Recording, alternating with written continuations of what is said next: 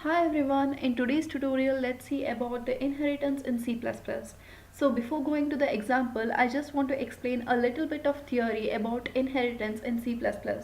So C++ has three types of inheritance, that is public, protected and private.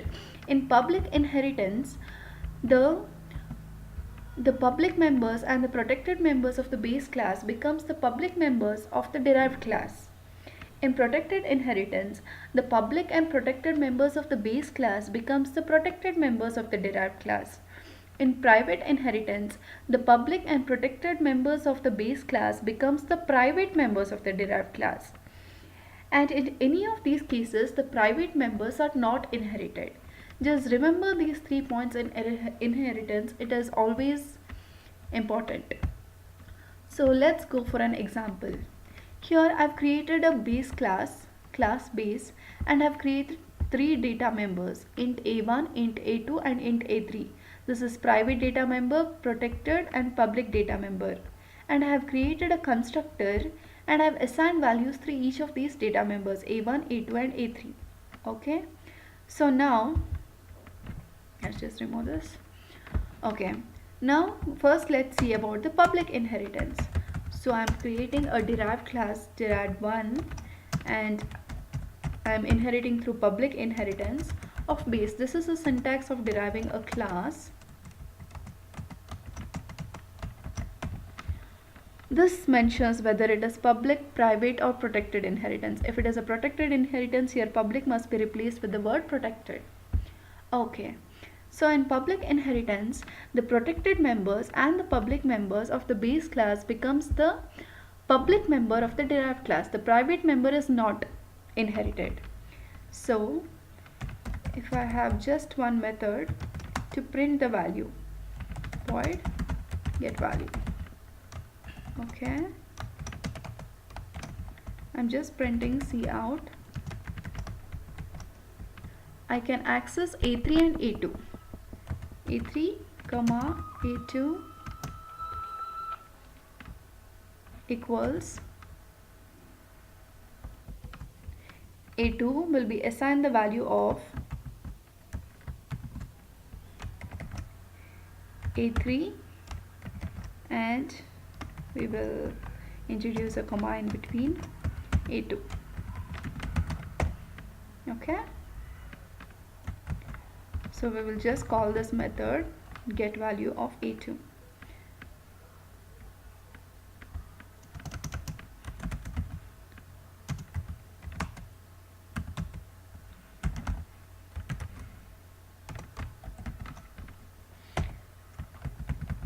This will print for us a3 and a2, that is 3 and 2.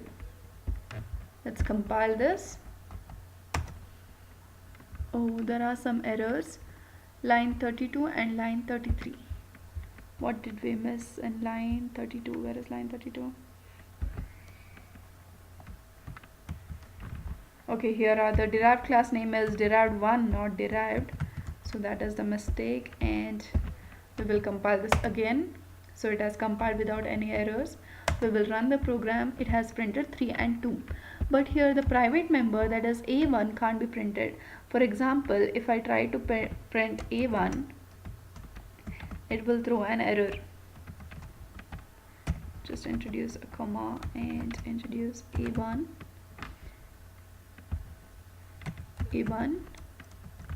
It will throw an error because the private members are never inherited in any type of inheritance. Okay, I'm just compiling here. Oh shit, what happened again? A1 is private. Yeah, that's what was expected. A1 is private. A1 can't be printed. So only the protected and the public members of the base class becomes the public members of the derived class. So now this has to compile without any error. What did I do now? Okay, here there are two more. Let's compile. Yes, we are good to go. Yeah, a3 and a2. So now let's see what is protected inheritance. So in protected inheritance, the public members and the protected members of the base class becomes the protected members of the derived class. So the private inheritance, the private members are not accessed. So in the same case, even in the protected inheritance or in the public inheritance, in any inheritance, if I try to print the private members, it will throw an error. Okay, so what about the public and the protected members? Both are allowed here. Like if I undo this one, okay, these two values are allowed because the public and protected members becomes the protected members of the derived class. So let me compile here again. I hope I've saved it. Yeah, let me save again. It's compile. Yeah, it's compiling and run. See 3 and 2, but the difference is that now here the A2 is the protected members of base class of the derived class. Okay, so let's see the third type of inheritance, that is the private inheritance. In the private inheritance, the public and protected members of the base class becomes the private member of the derived class. So here we can still access A3 and A2 within the derived class.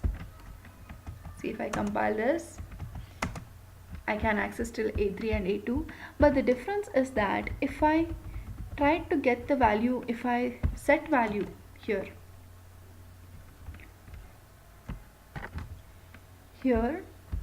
if I try to access the value directly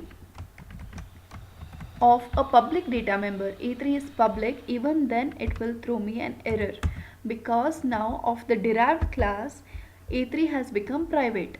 A3 is public only for the base class. For derived class we have private inheritance, so A3 for the derived class derived 1, it will become a private data member. So if I try to access the value of A3 using d.a3, it should throw an error.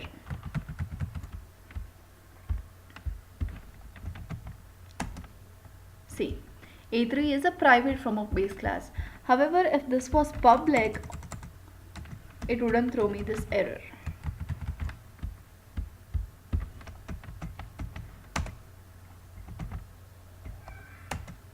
Okay, this has compiled successfully. So I hope it is not confusing and I hope you have understood all the three types of inheritance.